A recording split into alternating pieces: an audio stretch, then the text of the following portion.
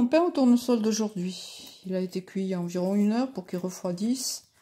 Bon, je l'ai déjà coupé une première fois, mais vous allez entendre ce bruit.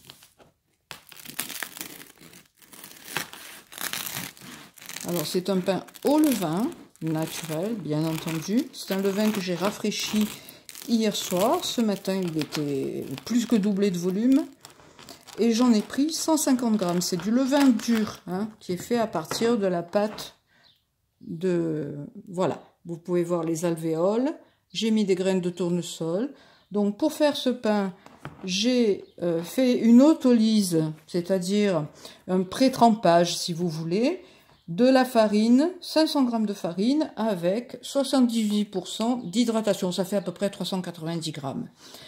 Dans cette eau, bon, j'ai mélangé de l'eau et du petit lait que j'avais, du fromage blanc.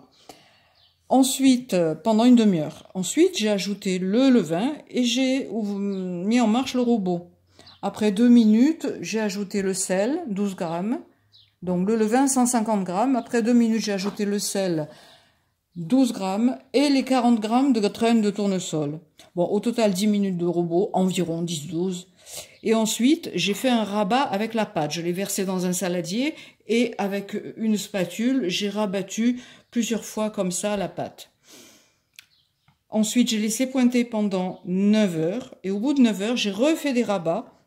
J'ai remis le torchon et j'ai mis au frigo. Bon, mon frigo est en 10 degrés. Donc, ça change tout si votre frigo est en 6 degrés ou en 3. Hein.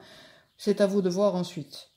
Au bout de 16 heures de frigo, la pâte avait plus que doublé de volume. Je l'ai défaite sur le plan fariné. J'ai prélevé un morceau de pâte et je l'ai façonné.